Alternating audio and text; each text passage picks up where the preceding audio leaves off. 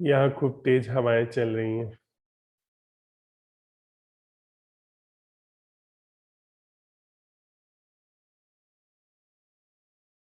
आज दिन भर जैसा मौसम रहा वो अभी भी बना हुआ है। कुछ बादल हैं। मौसम में एक ठंडक है। पहाड़ों पे खूब बर्फबारी हुई है।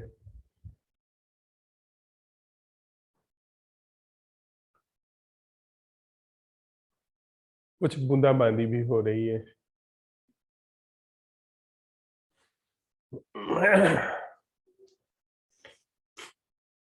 पंछियों का कलरव बिल्कुल शांत है। ये सब अपने घरों में जा चुके हैं।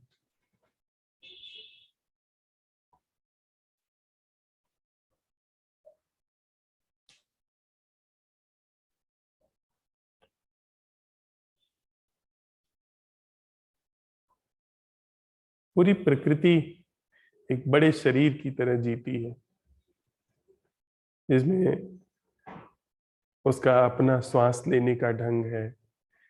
वह अपने तरीके से सुनती है। यदि हम कहने में सक्षम हो तो पूरी प्रकृति सुनती है।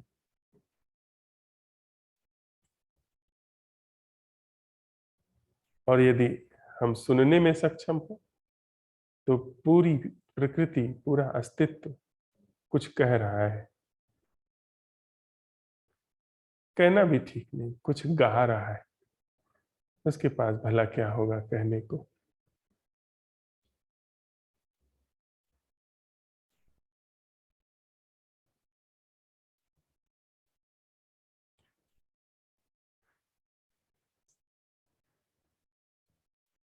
इस सुंदर सी प्रसाद पूर्ण शाम के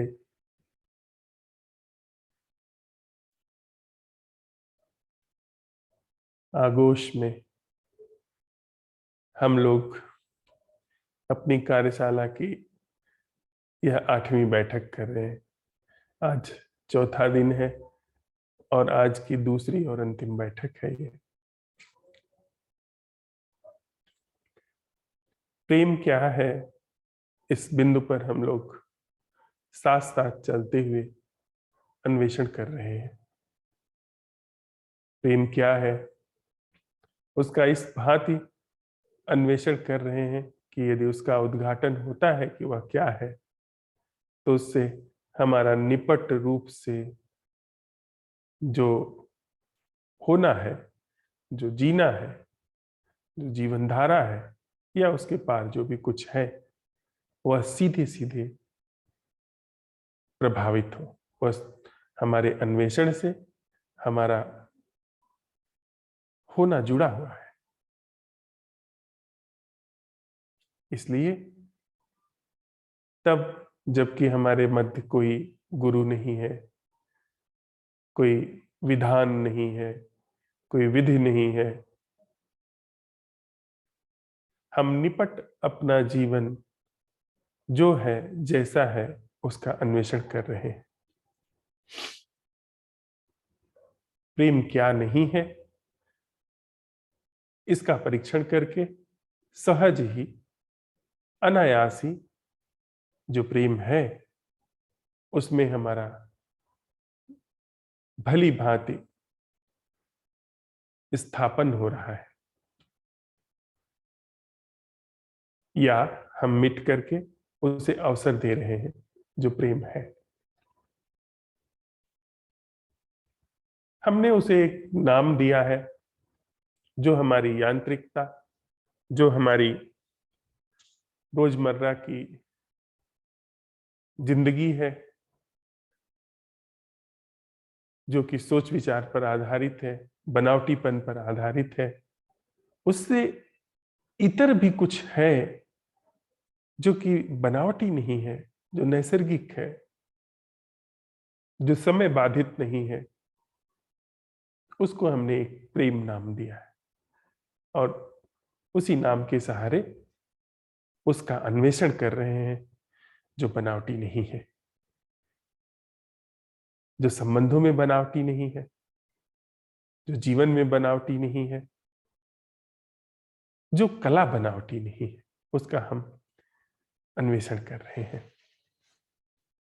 अपने अन्वेषण में हमने पाया कि हमारे संबंध वे बनावटी हैं, सकल संबंध बनावटी हैं। जिस माध्यम से हम संबंधित होते हैं वह माध्यम ही बनावटी संबंधों के लिए बना है। इसलिए हम जिस भी संबंध में संबंधित होते हैं वे सारे संबंध बनावटी। संबंध की क्रिया बनावटी है, संबंध का स्वरूप बनावटी है, संबंध का विषय बनावटी है। फिर हमने प्रश्न उठाया कि वह क्या है, वह संबंध क्या है जो बनावटी नहीं है। इस प्रश्न के उठाने के साथ सारा बनावटीपन लेकर के हम आहूत होते हुए उस द्वार तक पहुंच गए जो नैसर्गिक प्रेम का द्वार है। फिर हमने सवाल उठाया कि जो हमारा जीवन है यह क्या है। तो वही बात हमें यहां भी मिली कि जैसे संबंध हमारे बनावटी हैं, जो हम जी रहे हैं वह भी बनावटी है। संस्कारों, सुझावों, परिस्थितियों, सम्मोहनों इनका मिला जुला स्वरूप है। हमने बार बार दोहराया है, आदत पड़ी है हमारी कि उसे ही हम जीवन माने, उसे जीवन माने जाने के लिए हम बाध्य किए गए हैं और हम उसे जीवन मानते चले जा रहे हैं। हमने सवाल उठाया कि वह कला क्या है जो जीवन से मुक्त है, अर्थात इस बनावटी जिसे हम जानते हैं उस जीवन से मुक्त है। हमने पाया फिर से हम अपना सकल जीवन आहूत करते हुए फिर से प्रेम के द्वार पर पहुंच गए। वहां सर्वस्व न्यौछावर कर दिया, क्योंकि हमारे पास जो जीवन है वह सब बनावटी है। तो हम सिर्फ अपने को आहूत करने के अलावा क्या कर सकते हैं, क्या दे सकते हैं अपने जीवन को। फिर प्रश्न आया, फिर हम साथ बैठे कि क्या हमारा सारा जीवन कारणों पर निर्भर है, कारणों की बैसाखियों पर, कारणों के खूंटों से बंधा हुआ है। तो हमने पाया कि हाँ, अन्वेषण करके पाया, मान करके नहीं, जाग कर पाया, होश में देख करके पाया कि हमारे सकल जीवन और संबंध के पीछे कारण है, कुछ न कुछ कारण है। कोई भी चीज स्वयंभू नहीं है और जिनके पीछे भी कारण, वह भी बनावटी कारण है, वह जीवंत का आधार कैसे हो सकती है। अर्थात जिस जीवन में जो कारणों से द्वारा निर्मित है उसमें जो प्रेम शब्द का बार बार हम दोहराव करते चले आ रहे थे वह प्रेम शब्द दुरुपयोग था। हमने पाया कि हम सिर्फ प्रेम का दुरुपयोग करते चले आ रहे हैं। जैसे हमारा जीवन चल रहा है उसमें प्रेम के अंकुरित होने का कोई उपाय नहीं है। हम कितना भी स्वयं को आत्मसम्मोहित कर लें, कितना भी सिर पटक लें, कितनी भी भक्ति कर लें, कितना भी ज्ञान जुटा लें, पर प्रेम नहीं होगा वहां। क्योंकि प्रेम यांत्रिकता, बनावटीपन में नहीं अंकुरित हो सकता है। फिर हमने सवाल उठाया, वह क्या है जो अकारण है, वह क्या है जो कारणों से मुक्त है। हमने जीवन को भी पोंछ दिया, संबंध को भी पोंछ दिया। हमने सिर्फ उस तरफ नजर उठाई और उसे वह कहा कि वह क्या है जो कारणों से मुक्त है। संबंध भी बनावटीपन की रूपरेखा में है, जीवन भी बनावटीपन की रूपरेखा में है, बनावटी है। फिर वह क्या है जो नैसर्गिक है? हम फिर से उस नैसर्गिक के द्वार पर आए, अर्थात हमने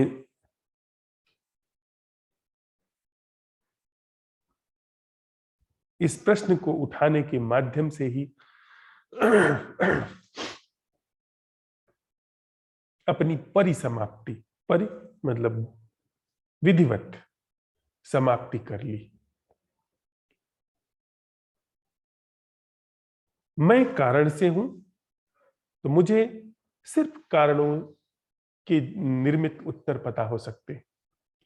अगर कुछ अकारण है तो उसके उद्घाटित होने के लिए मुझ कारण का विधिवत अवसान होना होगा। सीधी सी बात। तो फिर हमने वह जो अकारण है, कहीं भविष्य में नहीं, कहीं अतीत में नहीं, कहें तो वर्तमान में भी नहीं, पर वर्तमान से निकट कोई शब्द हमारे पास नहीं है, तो हम उपयोग कर लेते हैं वर्तमान का, अभी और यही। वह क्या है जो अकारण है? हमारे सारे भ्रमों, दुखों, पीड़ाओं, संतापों, सुखों, उपलब्धियों, पुरस्कारों के मध्य वह क्या है जो अकारण है, जिसको हमारा यह सब कुछ छू भी नहीं पाता, जो इन सब से न्यारा है।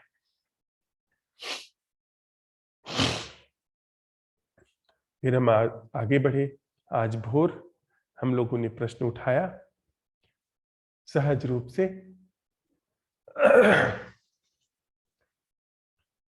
कि वह क्या है जो द्वैत से मुक्त है, जो दो से मुक्त है।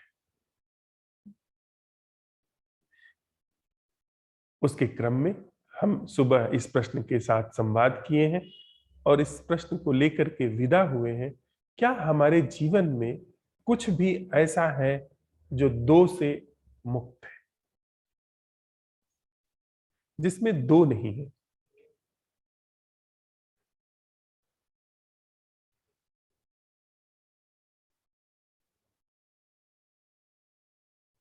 जिसमें खंड नहीं, जिसे हम प्रेम समझते हैं उसमें खंड है, उसमें फाक है, विभाजन है, टूट है। और प्रेम अखंड है, प्रेम अटूट है, अविभाज्य है, प्रेम अभेद है। पर हमारा जीवन, उसमें सब कुछ खंड है। मैं, आप, अतीत, भविष्य, वर्तमान और मैं, हम जो भी जीवन जानते हैं, जो भी संबंध जानते हैं, उसमें खंड है। जबकि प्रेम अखंड है, उसमें टूट नहीं हो सकती है, उसमें दो नहीं हो सकते। तो इस प्रश्न को लेकर के हम सुबह चले थे। हम अपने साथ गए थे कि क्या हमारे जीवन में कुछ भी ऐसा है जो दो से मुक्त है, जिसमें दो नहीं है?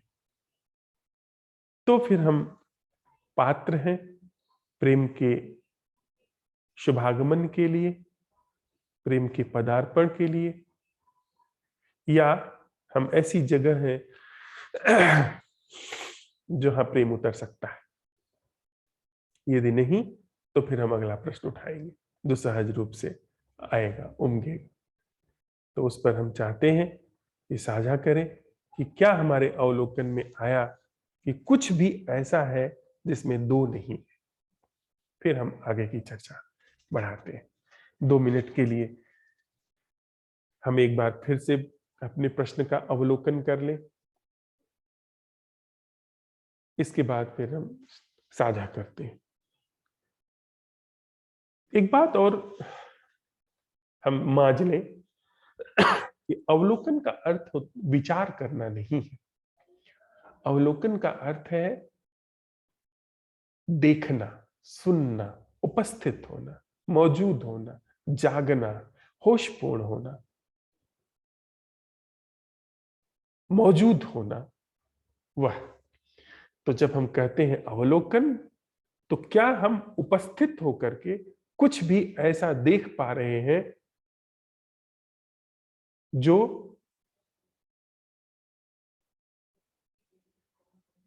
दो से मुक्त, अभी मौजूद होकर के कुछ भी ऐसा देख सुन समझ पा रहे हैं जो दो से मुक्त है।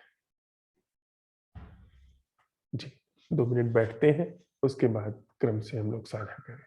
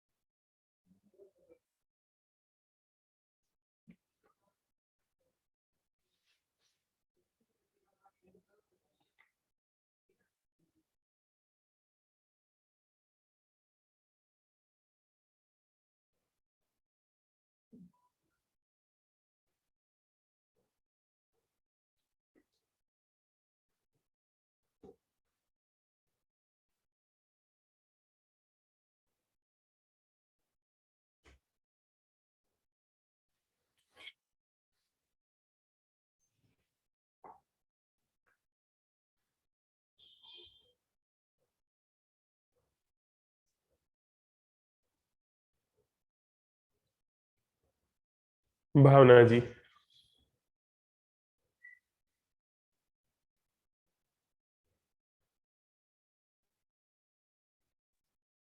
जी भैया प्रणाम। प्रणाम।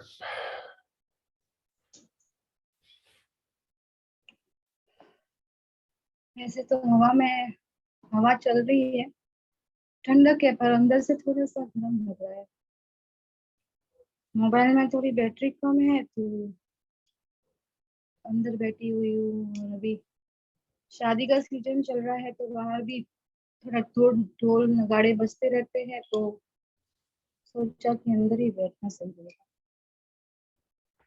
अंधेरा सा अभी छाने लगा है, सायकाल हो गए, रात्रि वाले पक्षी उड़ रहे हैं। अंधेरा सा छाने लगा है, फिर भी आकाश नीला सा दिख रहा है। और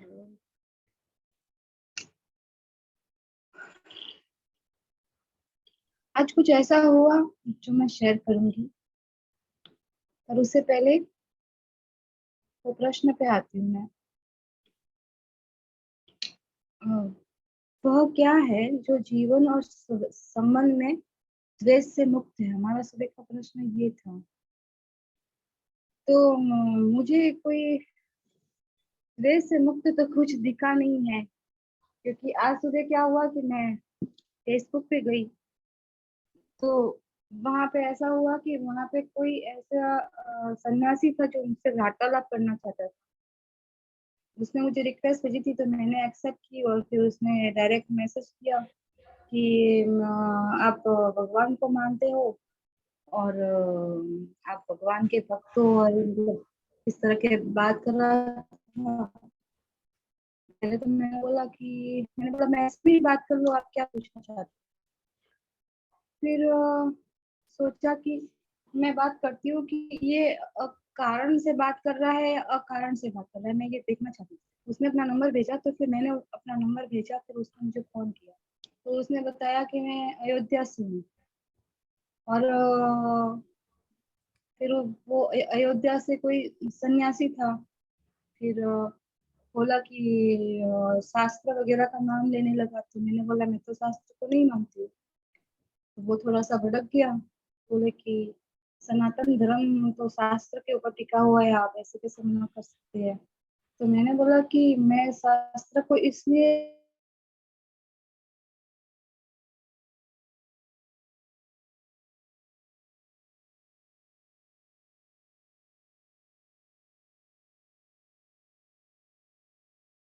तो ऐसे बोला।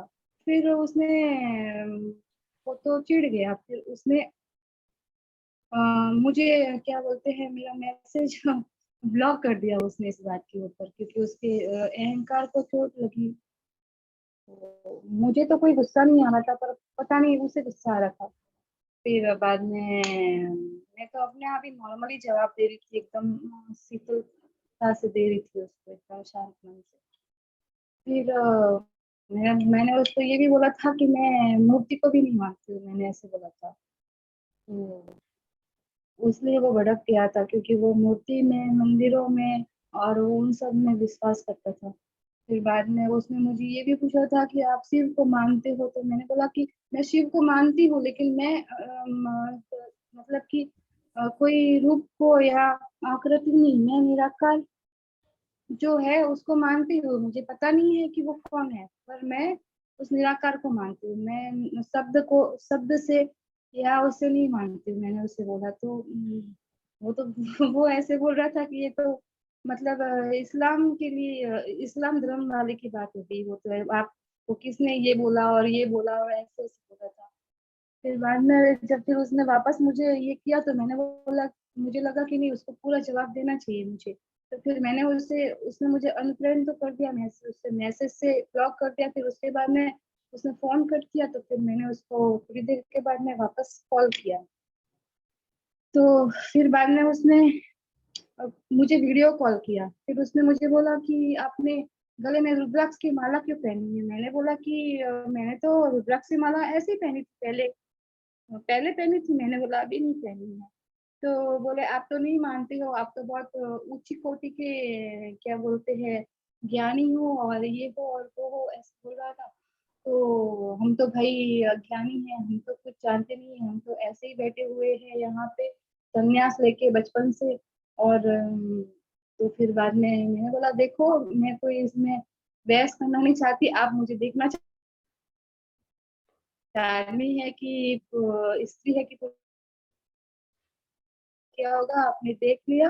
और दूसरी बात ये है कि आप जो आपको ठीक लगता है आप उस धर्म को मानो, लेकिन मुझे तो मैं पहले मानती थी, मैं ये पहले आपकी तरह ही पूजा करती थी, भक्ति करती थी, सब कुछ करती थी, व्रत करती थी और हवन करती थी, सब कुछ करती थी, लेकिन मुझे इसमें सत्य नहीं मिला। तो अब मैं खुद के अंदर ढूंढ रही हूँ सत्य को, मैंने ऐसे बोला। तो बोले कि ये ऐसा कहाँ पे लिखा हुआ है ना। तो मैंने बोला कि देखो, ये आपका है, आपको क्रोध आया है ना, ये आपका अहंकार है, मैंने ऐसे बोला। तो बोले कि अहंकार कहाँ से, क्रोध कहाँ से अहंकार हुआ, किसने बताया कि क्रोध अहंकार का रूप है। मैंने बोला कि इसके अहंकार के ये सारे पार्ट्स हैं, क्रोध, मोह, लालच, ये सारे के सारे अहंकार के पार्ट्स है। तो मैंने वो फिर वो नहीं समझ रहा था। फिर मैंने बोला कि देखो, आपको भगवान से मिलन करना है, आपके और भगवान के बीच में अहंकार है, तो उसको हटाना पड़ेगा। और उसको हटाने के लिए आपको खुद को देखना पड़ेगा। फिर उसके बाद में फिर वो भी उसने वही उसकी जो मैं की जो संरचना बनी हुई थी, तो बहुत चट्टान सी लग रही थी मुझे। फिर मैंने कोई ज्यादा इंटरेस्ट नहीं लिया। फिर मैंने बोला कि नहीं, अभी मैं फोन रख रही हूँ और मुझे कोई रुचि नहीं है, और मुझे कोई वीडियो कॉल पे मत करना आप दोबारा। और फिर बाद में कुछ नहीं, फिर बाद ऐसा फिर बाद में कुछ नहीं, फिर उसने रख दिया, फिर दोबारा वापस कांटेक्ट नहीं किया, ऐसा हुआ। तो मतलब कि कोई वो तो जो बात हो रही थी, वो तो मेमोरी से ही रिलेटेड बात कर रहा था वो सामने वाला, जो कर रहा था वो। तो अकारण मुझे इसमें कुछ दिखा नहीं, क्योंकि वो तो सामने वाले के अंदर भी तो कारण भरा है, जैसे हमारे अंदर कारण भरा है, और हम उस कारण को देख रहे हैं, और सामने वाला उस कारण को देख नहीं पा रहा है।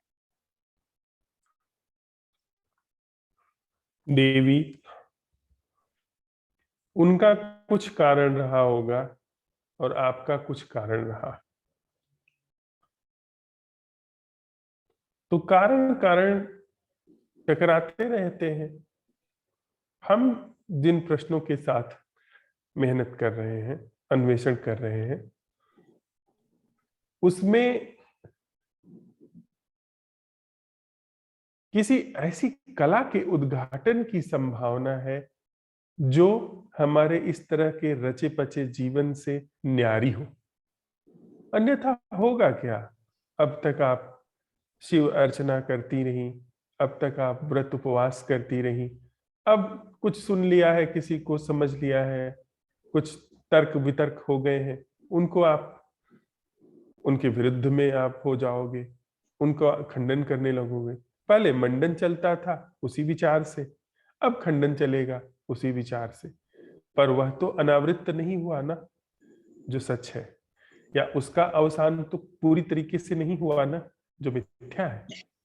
यदि सही। विचार विचार यदि बनावटी है, विचार यदि यांत्रिक है, तो वह चाहे खंडन के क्षेत्र में हो, चाहे मंडन के क्षेत्र में, दोनों ही क्षेत्र में वह बनावटी है, दोनों ही क्षेत्र में वह यांत्रिक है।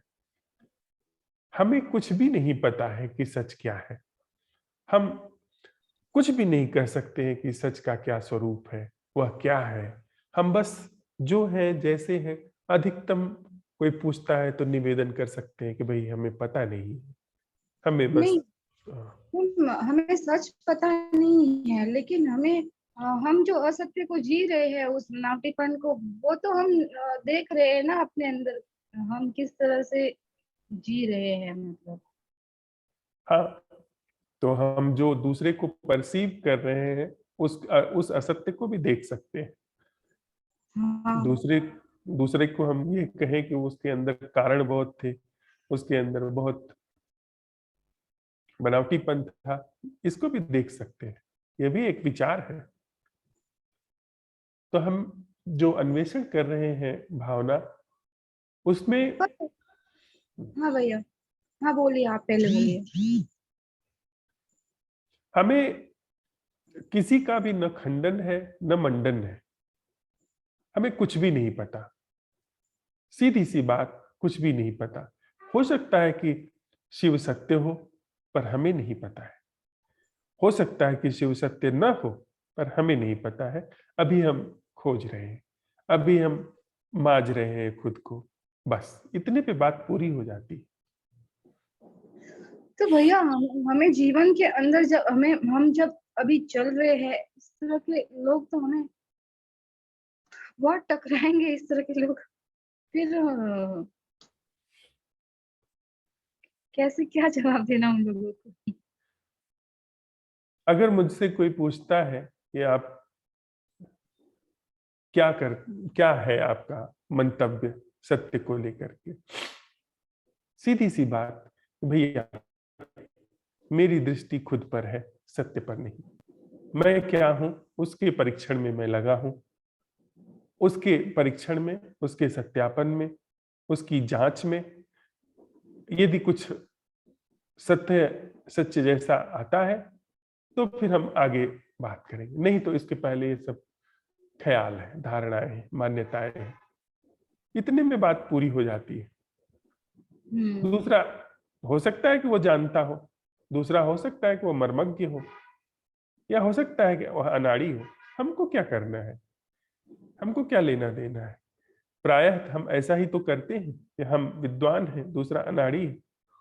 हम अब जानना शुरू कर दिए हैं, हमने असंभव प्रश्न उठाने शुरू कर दिए हैं, दूसरा संभव प्रश्नों में लगा है।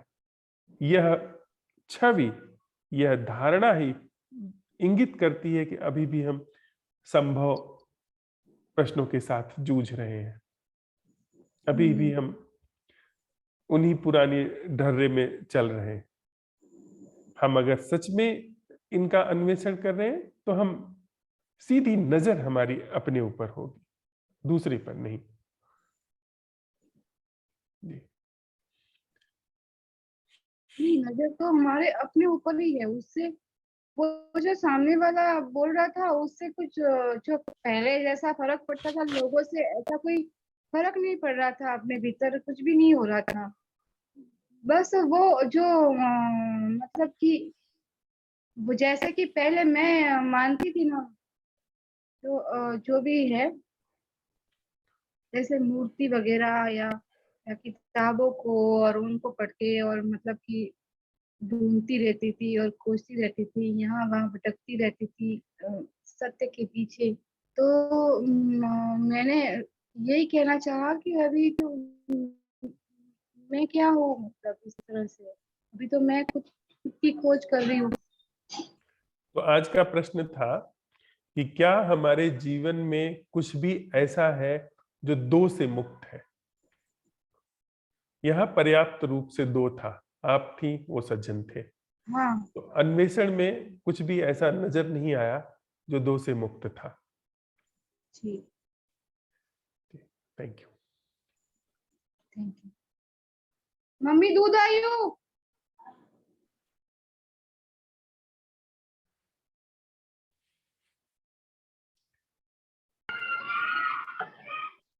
नमस्ते। नमस्ते देविका। आज बालकनी में बैठी हूँ। आज दिन बहुत गर्म था, तो भी शाम ठंडा है, कूलिंग है, अच्छा लग रहा है।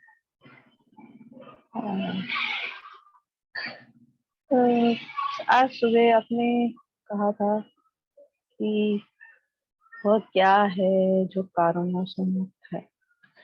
तो इसका कोई जवाब नहीं आया, तो आपने उसको फिर मॉर्निंग सेशन में एक्सप्लेन किया वह कि क्या है जहाँ जो दो से मुक्त है। नहीं, ये कल का सवाल का बात कर रही हूँ मैं। ओ अच्छा, सॉरी।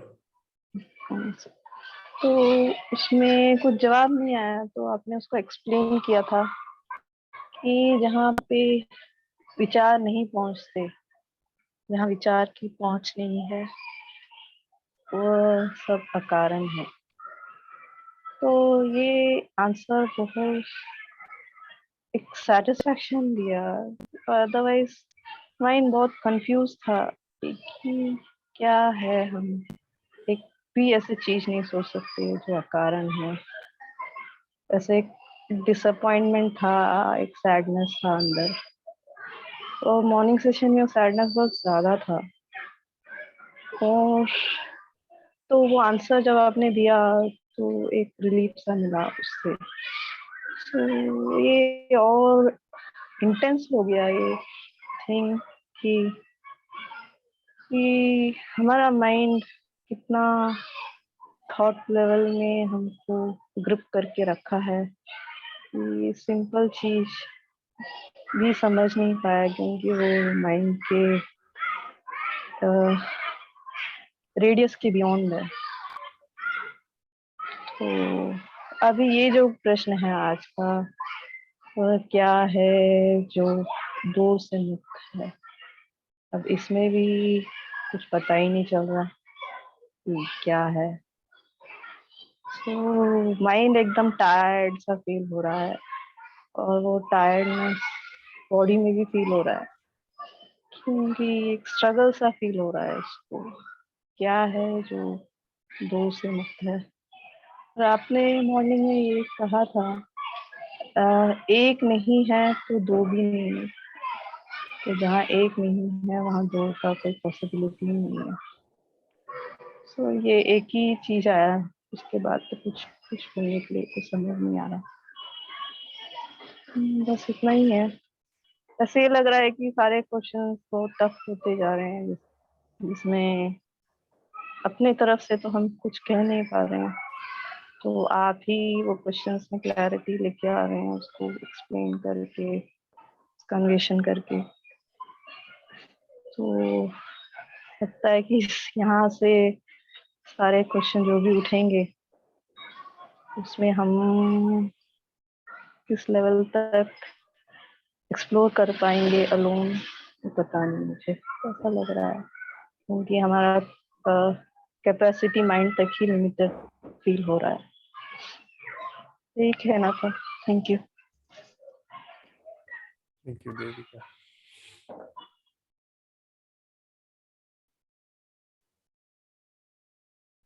धरा जी। प्रणाम धर्मराज जी। प्रणाम। बहुत सुंदर सांझ से रात होने जा रही है, और पवन की लहरों के साथ सारे पेड़ पौधे सब झूम उठते हैं, और नीम के पत्तों से और फूलों से भी उसकी खुशबू आती रहती है। और जो प्रश्न है, तो धर्मराज जी उस पर मैं यही कहूँगी कि अभी यहीं और इसी वक्त या तथाकथित रूप से वर्तमान जिसे हम कहें तो ऐसा कुछ है जो द्वैत से सर्वथा सर्वथा और सर्वथा मुक्त है। इससे अधिक तो कुछ नहीं है।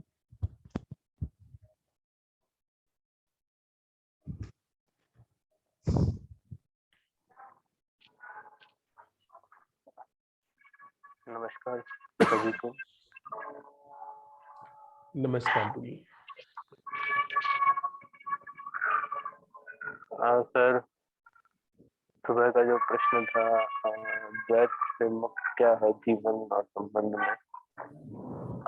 सर, अपने से बाहर बात करूं तो जुड़ने के लिए दो की जरूरत होती ही है हर जगह। किसी भी व्यवहार बाहर पर ज्यादा ना सोचते हुए अगर खुद पर सोचूं, मैंने दिन में कोशिश करी काफी। सर, यही बात निकल के आई थी जो हमारी पिछली कार्यशाला में स्पष्ट हो गई थी। हमारे अंदर जो भी घट रहा है, जैसे कोई भी वृत्ति चित्त को पकड़ रही है, गुस्सा, वैर, जिसको हम आसक्ति, प्यार का नाम देते हैं, मोह, हम ये समझ के अब तक मैं जीता आया कि मुझे गुस्सा आ रहा है, किसी से लगाव हुआ तो ऐसा लगता है कि मुझे लगाव हो रहा है। वहाँ बाहर तो द्वैत सामने सामने नजर आता है, पर अंदर अब तक कभी नजर आया नहीं। खुद को मेरे ऊपर जो भी घटित हो रहा है उससे अलग मान के ही चला, और वो क्यों हो रहा है, ऐसा क्यों हो रहा है, सब कुछ मैं व्यवस्थित ढंग से करने की कोशिश कर रहा हूँ, फिर भी ये चीजें क्यों मेरे ऊपर आ रही है।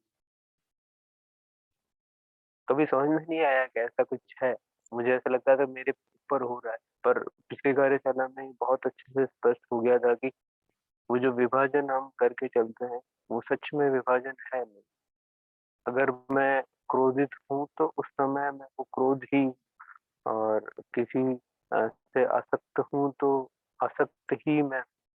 वहाँ हमेशा ड्युअलिटी चलती रहती है, मेरे ऊपर क्रोध, मेरे ऊपर मोह, आसक्ति, ये विभाजन है। जहां पर मैं हूँ वहां विभाजन है सर। बिना उसके कुछ दिखा नहीं, मेरा होना ही शायद अपने आप में द्वैत में ही ऐसा ही कुछ आया था सर। क्लैरिटी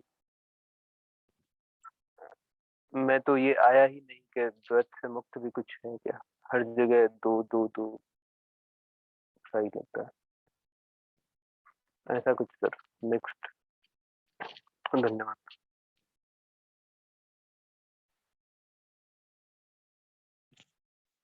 नमस्ते सभी को। हम बंद कमरे में बैठे हुए हैं, सबकी साउंड सुनाई दे रही है और उसी साउंड के साथ उस सवाल के साथ भी हम बने हुए हैं। क्या कोई ऐसी चीज है या क्या है ऐसा जो द्वैत से मुक्त है? तो दिन भर के परीक्षण में एक ही देखा गया कि हर इंसान एक इंडिविजुअल आइडेंटिटी में है। हर इंसान का एक अलग अस्तित्व है, पर इन सब के बीच में भी कोई ऐसी चीज है जो जुड़ी हुई है। हर चीज के साथ कुछ ऐसा जुड़ा हुआ है जो शायद शब्दों में एक्सप्लेन करना या उसको रियल में समझ में आना मुश्किल है उसको शब्दों में एक्सप्लेन करना कि क्या है वो चीज। धन्यवाद।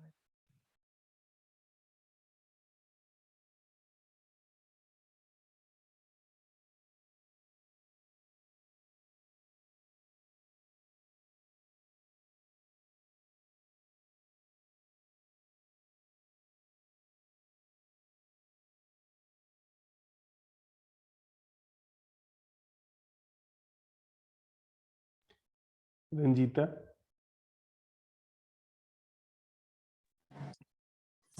Good evening. मैं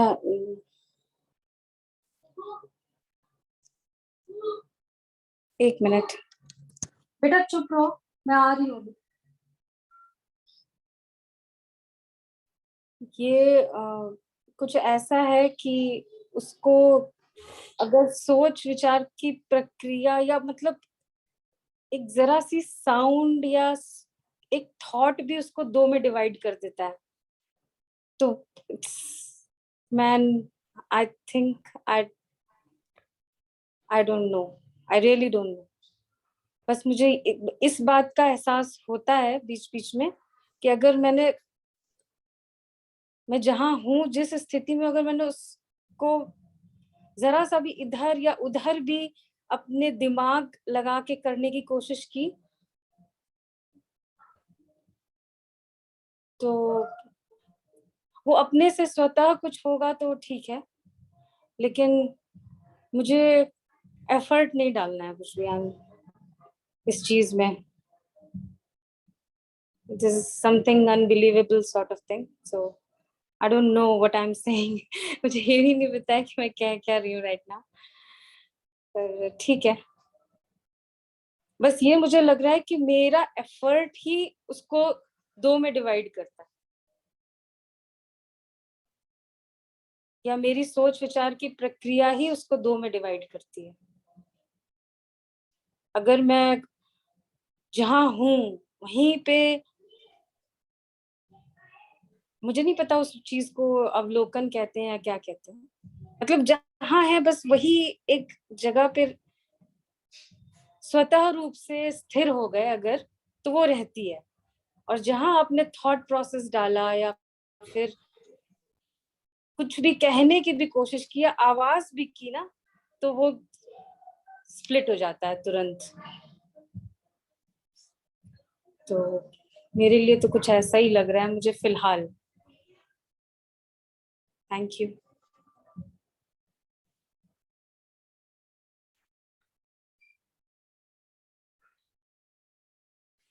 सुरुमिता जी।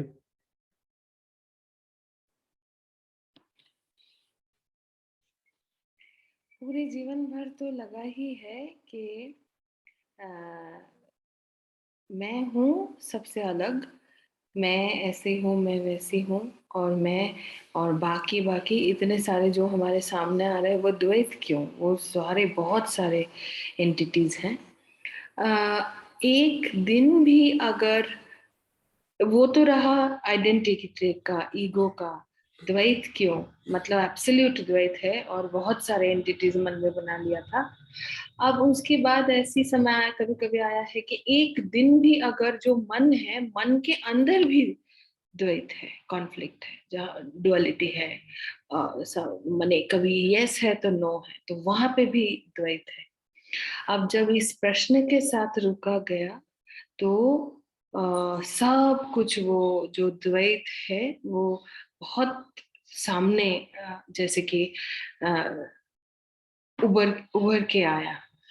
और फिर उसके बाद वो क्या है जो द्वैत से मुक्त है, वहीं पे फिर से स्तब्धता। बस यही।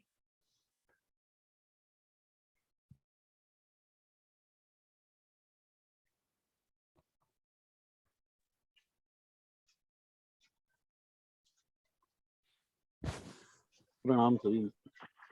प्रणाम।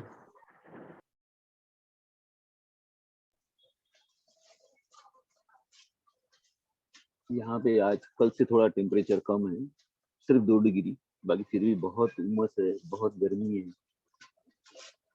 कि शाम के समय भी बाहर घूमना, यानी गर्म हवा ही लगती है। दिन भर ऐसा समझिए कि 24 घंटे एसी में ही गुजारना पड़ता है या कूलर के अंदर, इतनी गर्मी है यहाँ। ये जहां तक ये सवाल कि अद्वैत, जितना उसको अवलोकन करते हैं, जितना भी ये देखते हैं, तो ये लगता है कि हर चीज द्वैत, कौन सी चीज ऐसी नहीं है कि जो अद्वैत में है। कभी कभी ऐसा लगा कि भाई अब जब हम निर्विचार होते हैं, जो कि असंभव सी बात है, तो शायद अद्वैत घटता हो। बाकी ये भी एक विचार ही है, ये कोई जानना नहीं है। जितना भी सोचा कोई उत्तर नहीं आया, जितना भी अवलोकन भी किया, थोड़ा विचारों को थम के भी देखा, बाकी विचार तो विचार ही है। जो भी आंसर आता है वो सब विचारों से ही आता है, और जहाँ विचार है तो वहां तो अद्वैत का सवाल ही नहीं उठता। तो मुझे भी कुछ ऐसा लाइफ में नहीं दिखा जो कभी अद्वैत रहा हो या अद्वैत हो। धन्यवाद।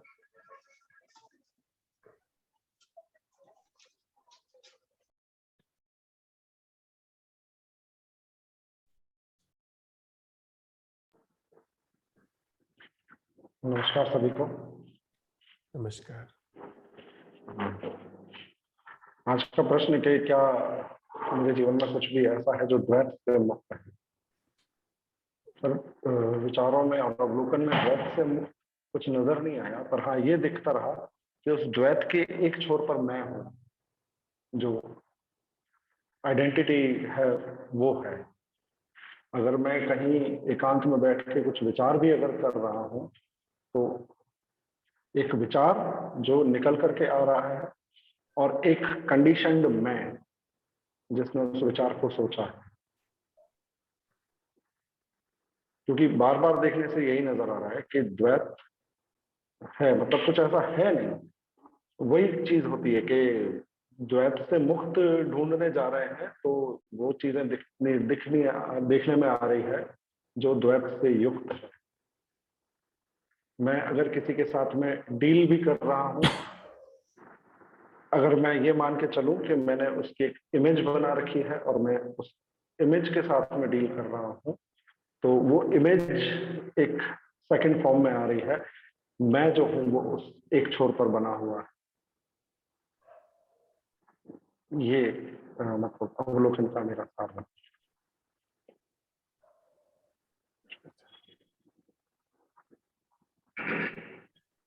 2 मिनट बैठते हैं, फिर आगे बढ़ते हैं।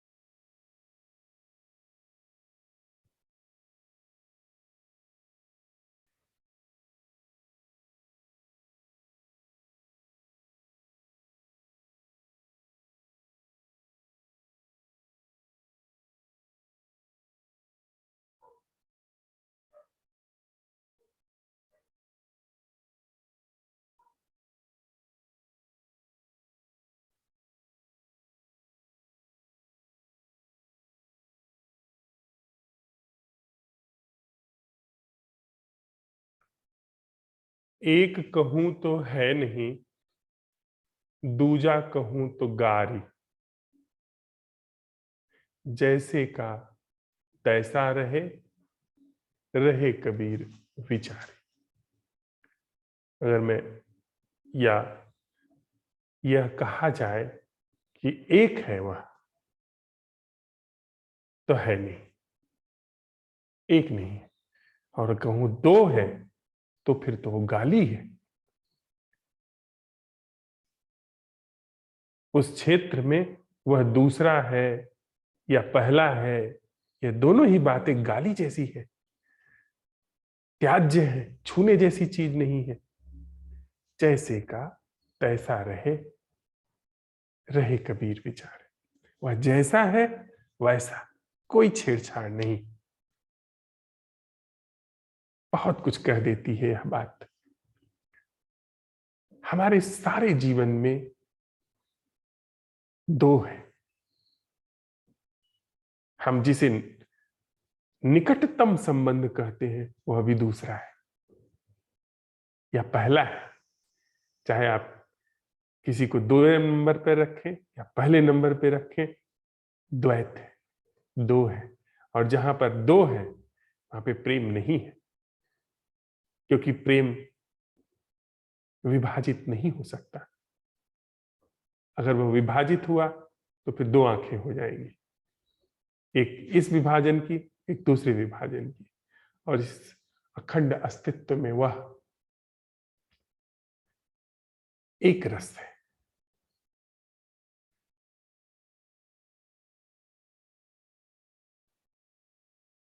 पुरानी एक कहानी है, एक बहुत बड़े जाने माने फकीर के द्वारा लिखी गई है। अक्सर उसे हम लोग प्रसंग में लेते हैं, यहाँ थोड़ा प्रासंगिक है इसलिए फिर से हम उसको मांझते हैं कथा को। और ऐसी कथाएं बार बार मांझी जानी चाहिए, ऐसी गाथाएं मांझी जानी चाहिए। जैसे हम मांझते हैं ना रोज, वैसे। प्रेमी द्वार पर आया, उसने दस्तक दी, भीतर से आवाज आई, कौन है? प्रेमी ने उत्तर दिया, मैं हूं। भीतर से फिर कोई आवाज नहीं आई। प्रेमी ने फिर कहा, अरे मैं हूं तुम्हारा प्रेमी। भीतर से कोई आवाज नहीं आई। प्रेमी ने फिर दोहराया, मैं तुम्हारा प्रेमी हूं, फला। पहचाना नहीं तुमने? मेरी आवाज नहीं पहचानती? भीतर से कोई आवाज नहीं आई। उसने फिर कहा कि हम फला फला जगह मिले, हम फला फला जगह घूमने गए, बहुत कुछ कहा, पर भीतर से कोई आवाज नहीं आई। प्रेमी लौट गया। समय बीता, प्रेमी ने प्रेम के लिए अपने को पात्र बनाया और फिर लौटा। उसने फिर पूछा, दस्तक दी, भीतर से फिर आवाज आई, कौन है? प्रेमी ने कहा, तू है। कथा कहती है, द्वार खुल गए। पर हम लोग थोड़ा सा कथा को और आगे ले चलते हैं। द्वार फिर भी नहीं खुला, क्योंकि जब तक तू है मैं होगा ही होगा। छिपा होगा, दास बन करके होगा, अनुचर बन करके होगा, दीन हो करके होगा, पर होगा जरूर। इसलिए द्वार फिर भी नहीं खुला। फिर से प्रेमी लौट गया, फिर से उसने साधा, फिर से उसने प्रेम का अन्वेषण किया, प्रेम का प्रश्न उठाया, जो जो प्रेम नहीं है उसको गलाया। और कथा फिर इस तरह पहुंचाई जाए कि फिर प्रेमिका गई। प्रेमिका वहां पहुंची जहां प्रेमी गल चुका था। प्रेमी था ही नहीं प्रेमिका का स्वागत करने के लिए। और ऐसी प्रेमिका सदा ही उपलब्ध है, मौन प्रतीक्षा करती है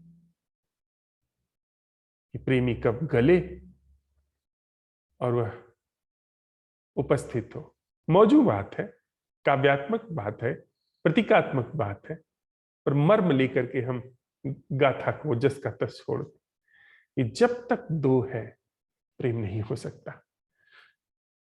कोई उपाय नहीं है प्रेम के होने का। तो हमने अपने जीवन में खूब जांचा परखा, पता लगाया और पाया कि जो भी कुछ है वह दो है।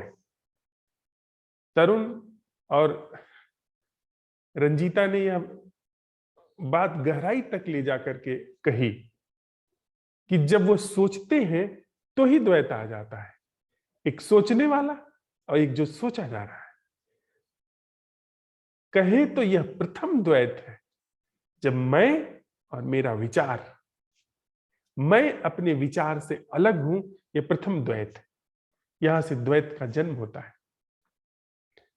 मैं अपने क्रोध से अलग हूं, प्रथम द्वैत है।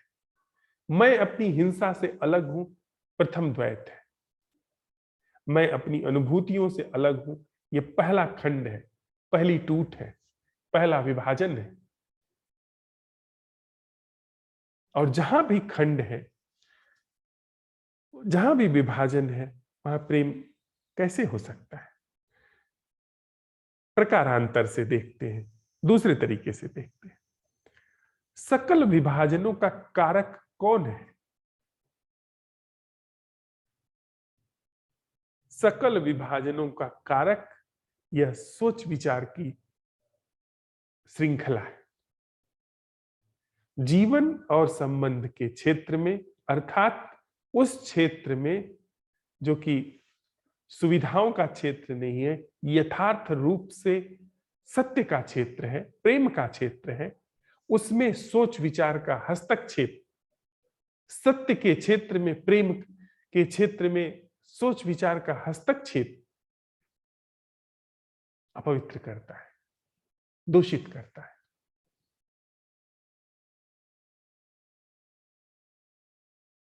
सच के क्षेत्र में वह जो पावन है, पवित्र है, उसके क्षेत्र में जब विचार प्रविष्ट होता है, खंड करता है।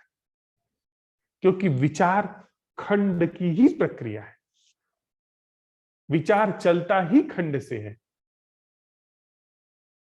बिना खंड के विचार हो ही नहीं सकता।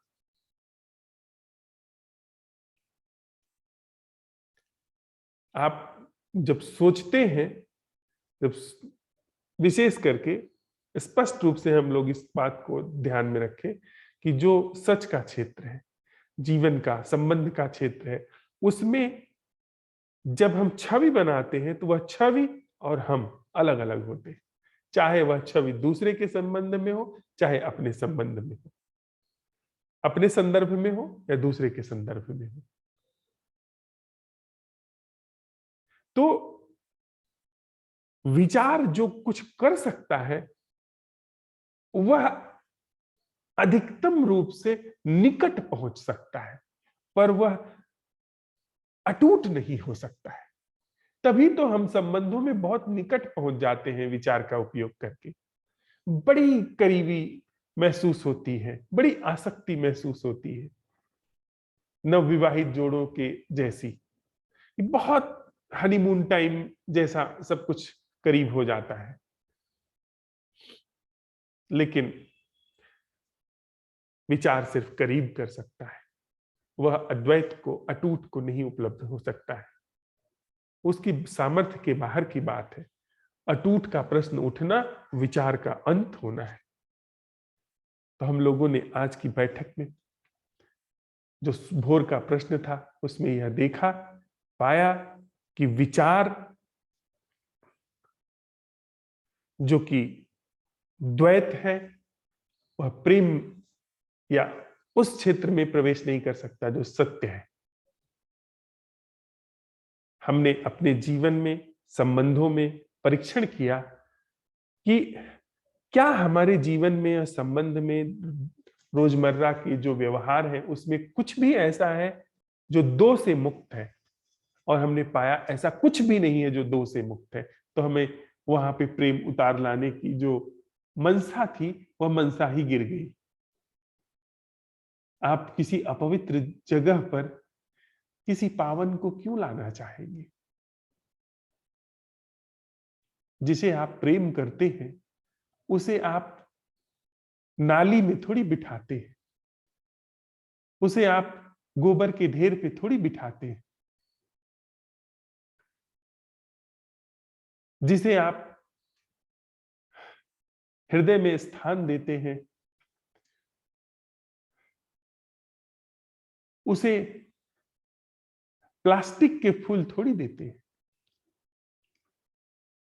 सब उपाय करते हैं कि फूल दिए ही न जाए, जीवन में उसके फूल खिल जाए। ऐसा सब उपाय करते हैं कि उसके जीवन में ही फूल खिलने शुरू हो जाए। जिसे आप हृदय में स्थान देते हैं, जो हमारे हृदय में स्थान पाता है, तो यदि प्रेम जो कि पावन है, जो अखंड है, अद्वैत है, जिसमें विभाजन नहीं है, जो घर्षण से जहां टूट है वहां घर्षण होगा, जो घर्षण से मुक्त है, उसको हम अपने जीवन में जो कि टूट से युक्त है उसमें खींच लाने की जो अब तक की मनसा थी उससे मुक्त हो गए। हमारी ऊर्जा उससे मुक्त हो गई। वह आ भी नहीं सकता। हाँ, हमारा जो आग्रह बना रहा वह आग्रह गिर गया कि हमारे जीवन में प्रेम का पदार्पण हो। हमने देख लिया कि जब तक यह विचार के द्वारा निर्मित मैं विद्यमान हूं तब तक प्रेम नहीं घटित हो सकता है। मैं जो भी कुछ कर सकता हूं प्रेम के उतरने के लिए, प्रेम की प्रतिविज्ञा के लिए, वह विभाजन ही है, वह खंडित ही है। इसलिए वहां से मोह भंग हो गया। फिर सहज रूप से, ऑर्गेनिक रूप से हमारा प्रश्न उभर करके आता है कि वह क्या है जो द्वैत से मुक्त है, वह क्या है जो द्वैत से न्यारा है, वह क्या है जो दो से मुक्त है। इसका मतलब एक नहीं, कबीर ने अभी कहा ना कि एक कहूं तो है नहीं, दूजा कहूं तो गारी, अपशब्द है। जैसे का तैसा रहे, रहे कबीर विचार। वह जैसा है वैसे का वैसा, न एक न दो। भले वो हमारी बुद्धि की सीमा के पार का हो, बुद्धि के हमारी सामर्थ्य के पार का वह हो और अवतरित हो, हमें भले उसकी प्रतिविज्ञा न हो, पर हम प्रश्न उठाते हैं वह क्या है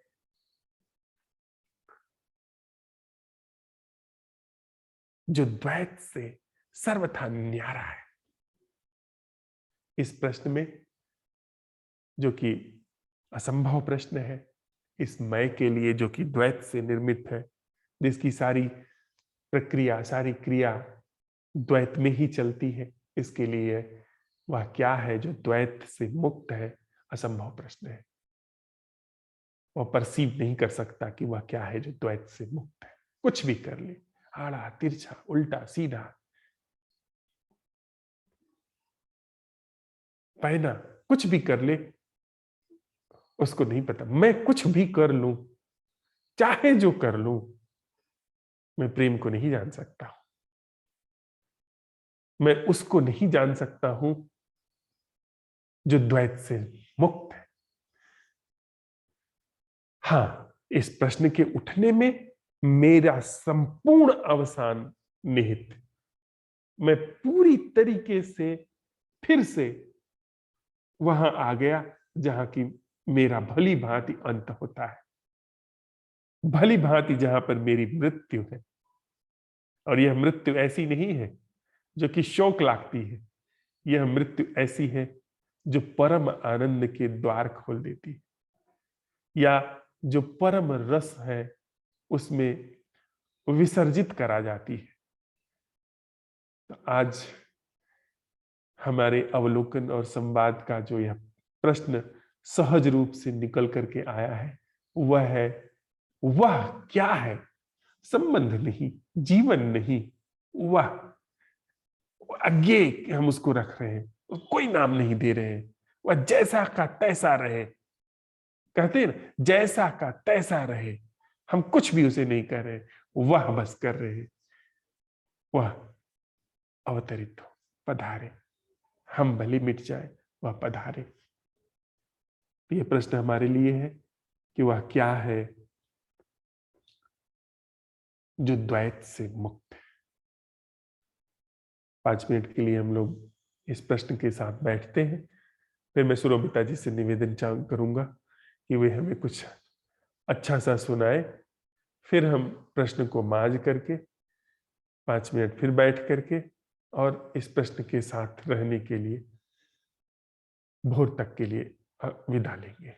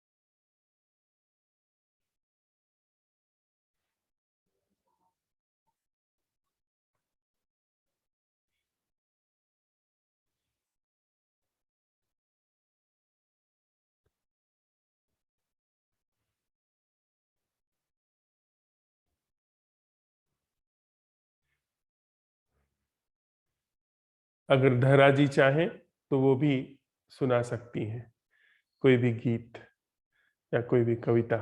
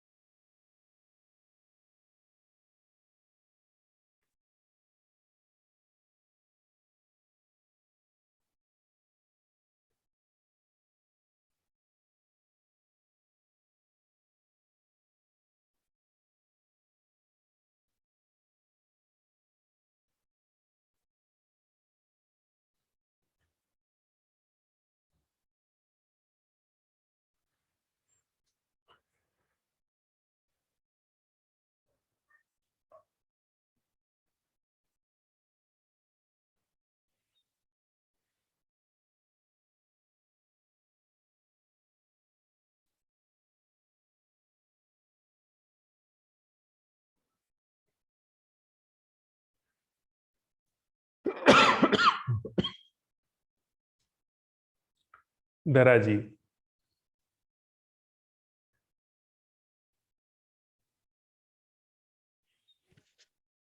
जी, आपकी कविता कृतज्ञता ही का पठन करने की कोशिश करते हैं।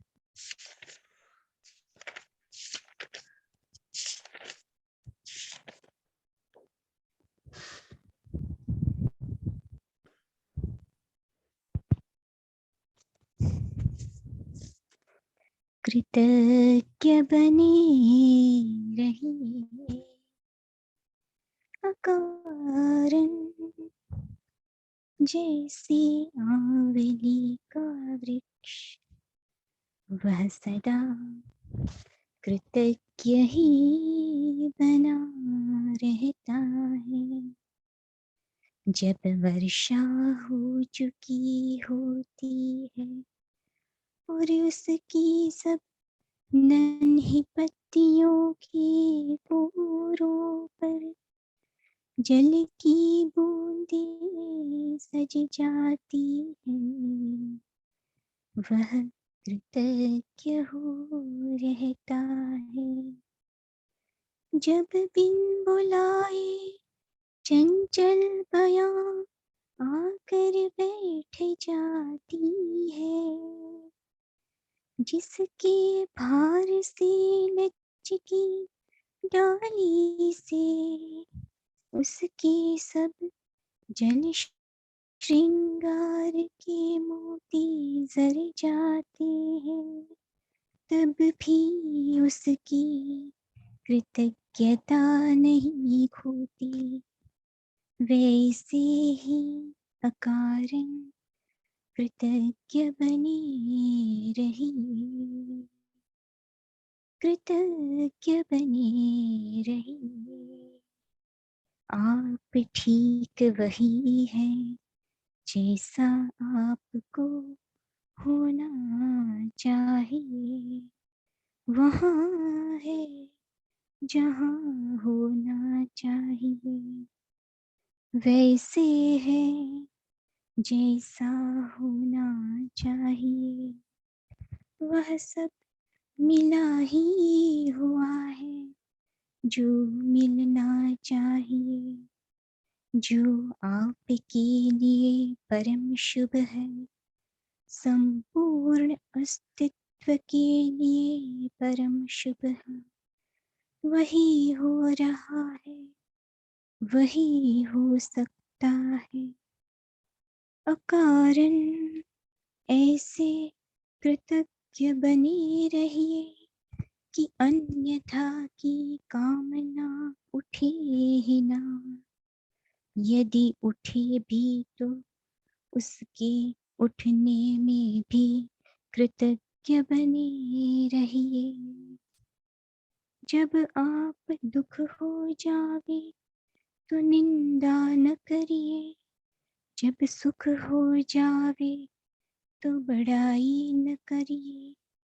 होते कुछ भी जाते हो, पर बने ऐसे रहिए कि आपकी कृतज्ञता खंडित ही न हो। कृतज्ञ बने रहिए ऐसे कि किसी को भी आपकी कृतज्ञता का पता न हो, यहाँ तक कि आपको भी अपनी कृतज्ञता का भान न चल सके। कृतज्ञता इतनी कोमल, इतनी लज्जालु है कि उसे किसी की खबर है इतने से ही मुरझाने लगती है। ऐसी जीने की कला जिसमें कृतज्ञता मलिन हो ही न पावे, सीखते ही आप मिट जाते हैं। आपके होने की जगह पर अकलुषित, सहज, संक्रमित, विस्तीर्ण होती हुई कृतज्ञता ही शेष रह जाती है। वह कृतज्ञता नहीं जो कृतज्ञता के विपरीत है। वह कृतज्ञता जो स्वयंभू है, जो संपूर्ण अस्तित्व का निज होना है। आखिर जिसे परमात्मा कहते हैं, वह परम कृतज्ञ ही तो है।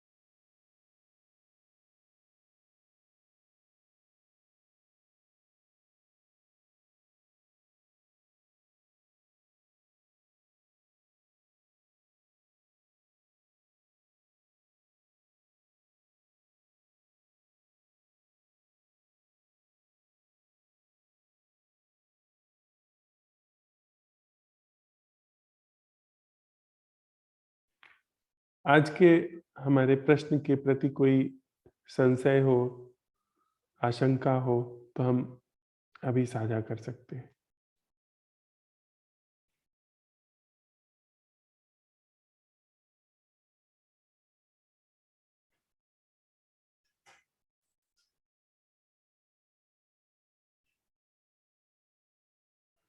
प्रश्न है, वह क्या है जो द्वैत से मुक्त है? वह क्या है जो द्वैत से मुक्त है?